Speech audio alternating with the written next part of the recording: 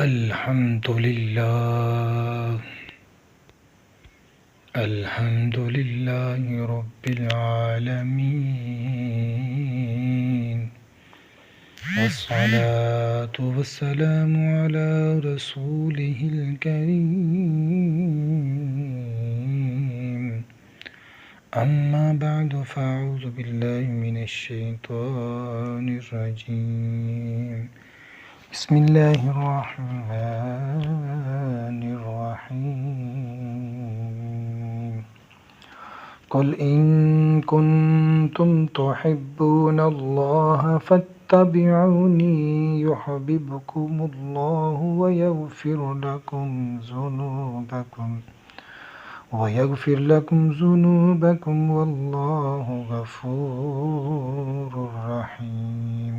صدق الله العظيم وصدق رسوله النبي الكريم، ونحن على ذلك لمن الشاهدين والشاكرين، والحمد لله رب العالمين. معزز سامعین،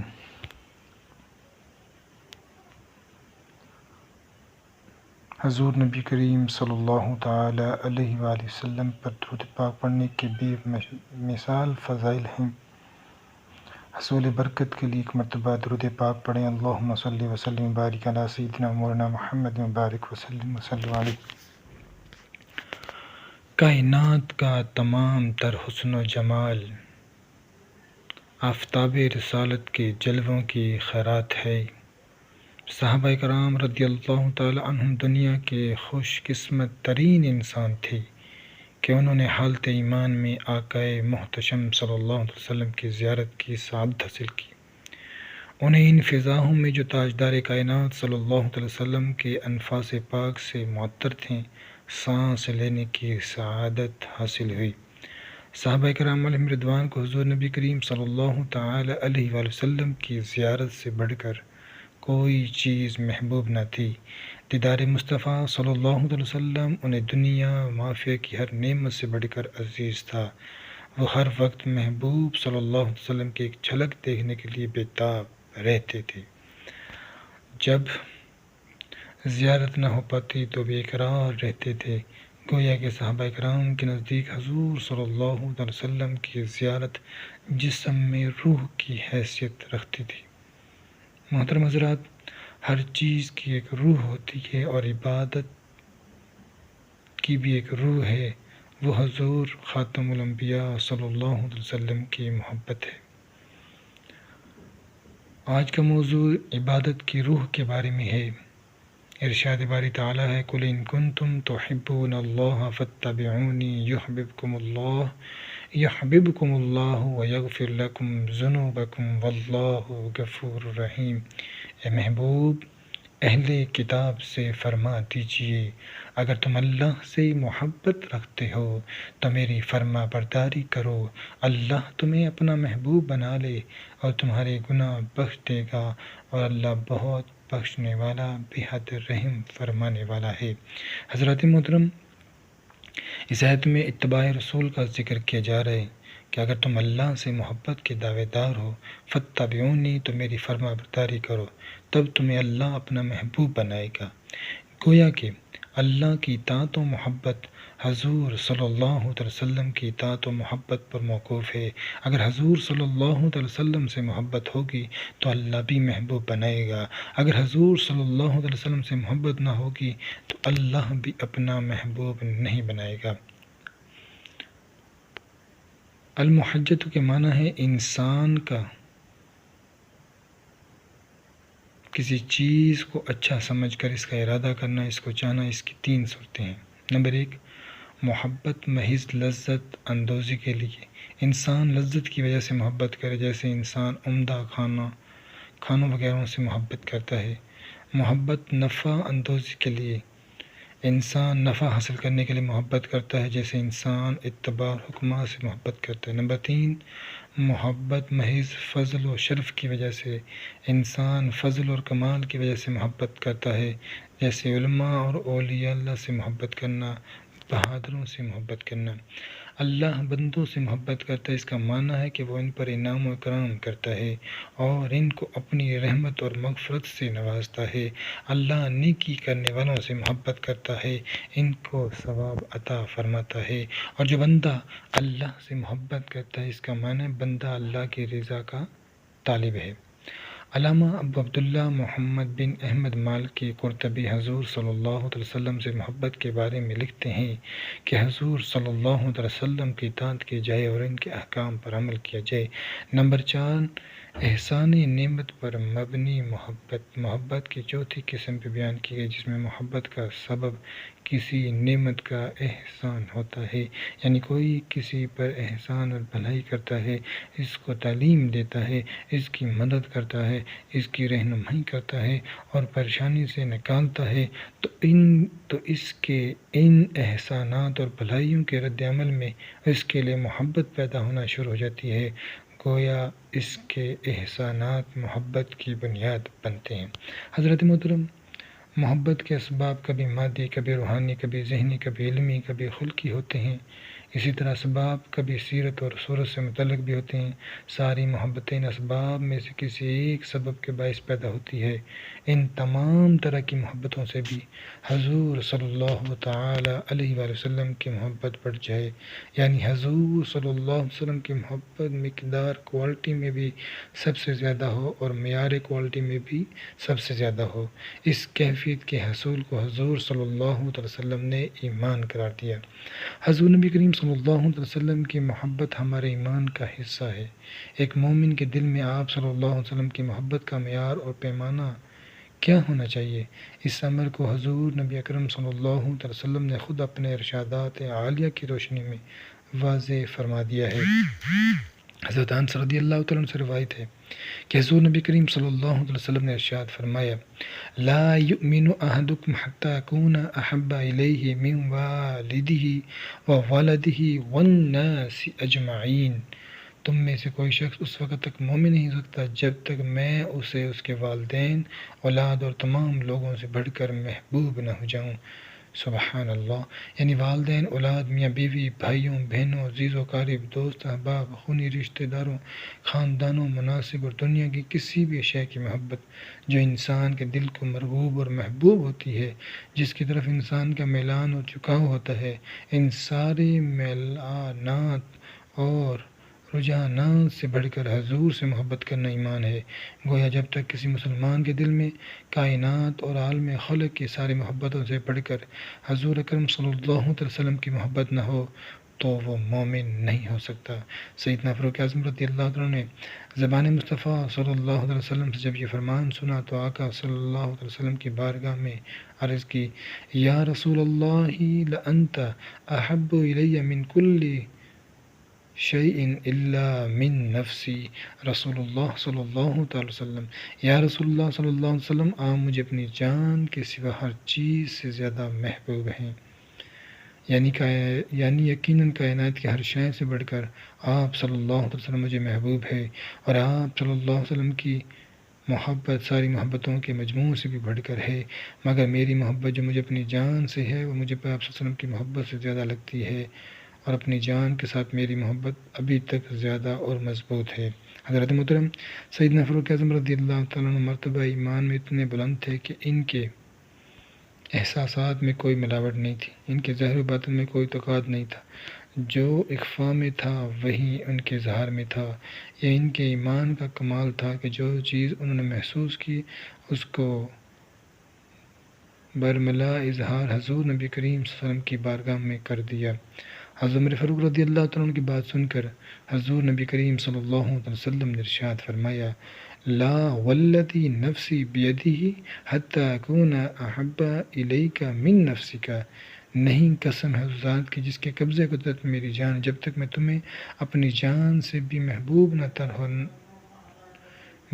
تر نہ ہو جاؤں تم اس وقت تک کامل مومن نہیں ہو سکتے۔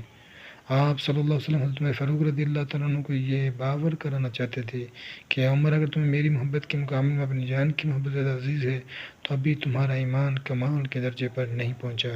حضور صلی اللہ علیہ وسلم کی کلمات حضرت عمر فاروق رضی اللہ تعالیٰ عنہ کے دل کی اتا گہرائیوں میں اتر گئے اور ان کلمات کو سنتے ہی بارگاہ رسالت مآب صلی اللہ علیہ وسلم میں عرض گزار ہوئے، فَإِنَّهُ الْآنَ وَاللَّهِ لَأَنْتَ أَحَبُّ إِلَيَّ مِن نَفْسِي، یا رسول اللہ صلی اللہ علیہ وسلم، اب آپ صلی اللہ علیہ وسلم کی محبت میرے اندر میری جان، میرے نفس اور میری زندگی کی محبت سے بھی بڑھ گئی ہے۔ یہ سن کر حضور علیہ السلام نے ارشاد فرمایا، لَأَنَّ یا عمر، اے عمر اب تمہارا ایمان کامل ہوا ہے۔ گویا ایمان اور دین کی تکمیل اس وقت تک ہوتی ہے جب ساری محبتیں حضور نبی کریم صلی اللہ تعالی وسلم کی محبت کے مقابلے میں مغلوب ہو جائے، اور حضور صلی اللہ علیہ وسلم کی محبت ہر ایک محبت پر غالب آ جائے۔ صحابہ کرام علیہم رضوان حضور نبی کریم صلی اللہ علیہ وسلم کے وضو کا پانی یا جسم عطر سے جدا ہونے والے بال حاصل کرنے میں بے حد کوشش کرتے، آپ کا لعاب دہن ہاتھوں میں لے کر چہروں اور جسم پر ملتے تھے۔ مصطفیٰ جان رحمت صلی اللہ علیہ وسلم پوچھتے، ما یحملکم علی ھذا، کیا چیز تمہیں ایسا کرنے پر ابھارتی ہے؟ تو صحابہ کرام عرض کرتے، حب اللہ و رسولہ، اللہ اور اس کے رسول کی محبت ہم سے ایسا کرواتی ہے۔ ایک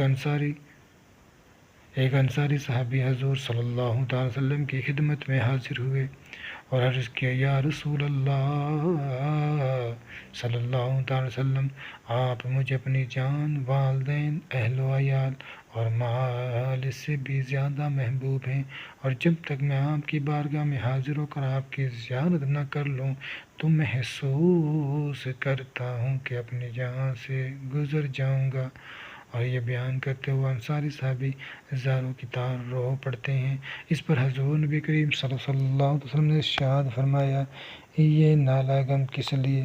تو وہ عرض کرنے لگے، یا رسول اللہ صلی اللہ علیہ وسلم، جب میں خیال کرتا ہوں کہ آپ وصال فرمائیں گے اور ہم بھی مر جائیں گے تو آپ انبیاء کرام کے ساتھ بلند درجات پر جلوہ افروز ہوں گے، اور جب ہم جنت میں جائیں گے تو آپ سے نچلے درجات میں ہوں گے، تو خدشہ ہے کہ کہیں آپ کی زیارت سے محروم نہ ہو جائیں۔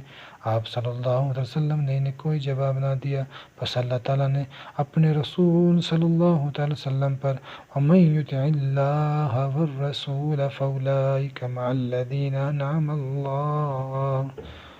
أنعم الله عليهم من النبيين والصديقين والشهداء والصالحين وحسن أولئك رفيقا، اور جو اللہ اور اس کے رسول کی فرما برداری کریں تو وہ لوگ ان کے ساتھ ہوں گے جن پر اللہ نے انعام کیا، جو انبیاء اور صدیقین اور شہداء اور صالحین ہیں، اور یہ کیا ہی اچھے ساتھی ہیں۔ آیت نازل فرمائی، اس پر آپ صلی اللہ علیہ وسلم نے صحابی کو بلایا اور فرمایا، اے فلاں، تجھے میری ابدی رفاقت کی خوشخبری مبارک ہو۔ حضرات محترم، حضور نبی اکرم صلی اللہ علیہ وسلم اپنے مرض وصال میں جب 3 دن تک حجرے سے باہر تشریف نہ لائے تو وہ نگاہیں جو روزانہ دیدار مصطفیٰ صلی اللہ علیہ وسلم کے شرف دلواز سے مشرف ہوا کرتی تھی، آپ صلی اللہ علیہ وسلم کی ایک جھلک دیکھنے کو ترس گئیں۔ بالآخر وہ مبارک مسعود لمحہ ایک دن حالت نماز میں انہیں نصیب ہو گیا۔